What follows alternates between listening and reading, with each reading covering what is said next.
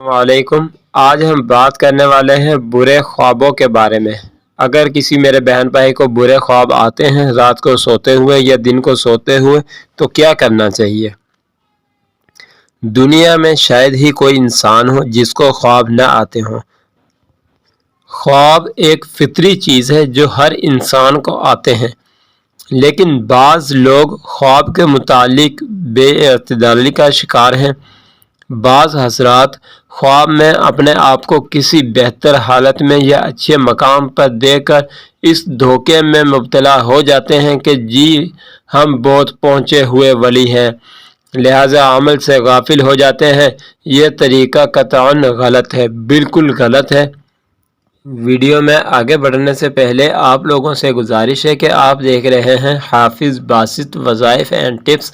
اگر آپ نے اس چینل کو ابھی تک سبسکرائب نہیں کیا تو آپ اس چینل کو سبسکرائب کر دیں، بیل آئیکن کے بٹن کو پریس کر دیں تاکہ آنے والی مزید اچھی ویڈیوز آپ تک پہنچتی رہیں اور ہماری باتیں قرآن و حدیث کے متعلق ہوتی ہیں، نہ کہ فضول باتوں کے متعلق۔ آپ لوگ جو بھی میرا بہن بھائی ویڈیو سنیں دیکھیں تو اس کو صدقہ جاریہ سمجھ کر دوسرے دوستوں میں بہن بھائیوں میں شیئر کر دیا کریں۔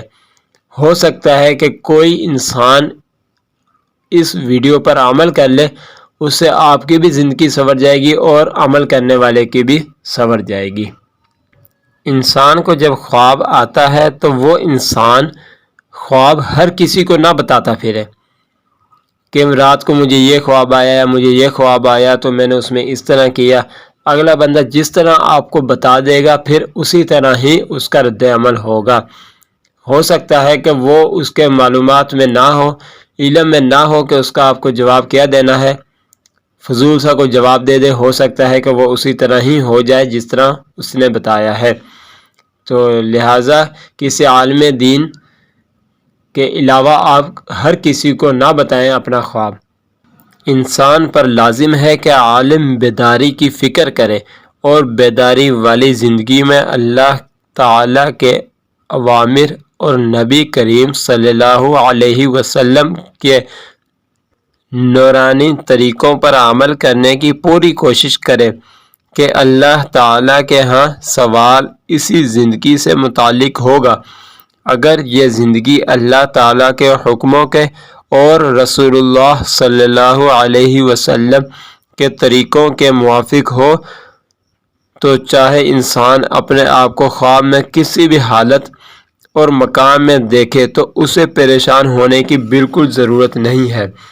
اور اگر خدا نہ خواستہ بیداری والی زندگی کے اعمال میں کوتاہیاں ہیں تو خواہ اپنے آپ کو خواب میں اچھے سے اچھے مقام پر بھی دیکھ لے تو کوئی فائدہ نہیں، اور نہ ہی اس پر مطمئن ہونا چاہیے۔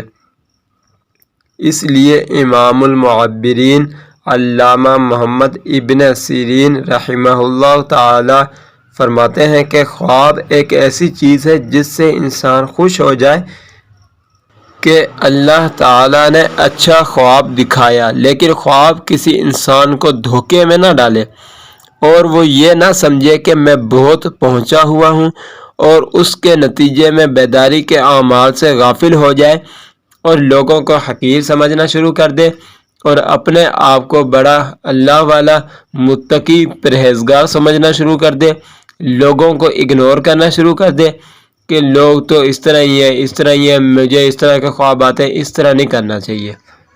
اگر اکثر اوقات ڈراؤنے اور برے خواب نظر آ جاتے ہیں تو اس سے بچنے کے لیے ان تدابیر پر عمل کرنا بہت ہی مفید ہے۔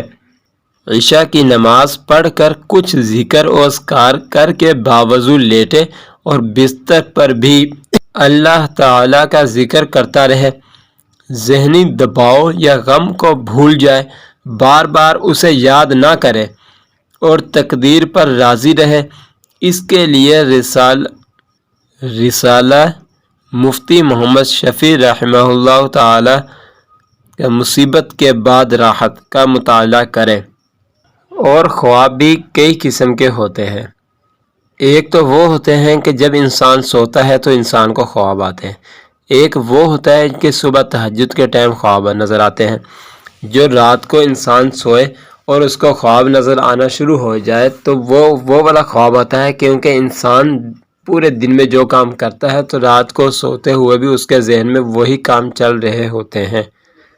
اور دوسرے نمبر کے خواب جو تہجد کے ٹائم آتے ہیں تو ان خوابوں کا ذکر صرف عالم دین سے کرے یا کسی جاننے والے سے کرے، ہر بندے سے اس کا ذکر نہ کرے، جس طرح کا مرضی خواب ہو۔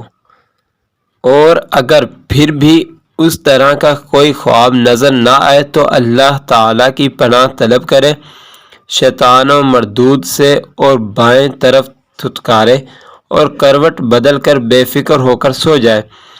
نبی کریم صلی اللہ علیہ وسلم فرماتے ہیں کہ جب برا خواب دیکھو تو اس کو دعا پڑھ لیا کرو، اللہم انی اعوذ بک من عمل الشیطان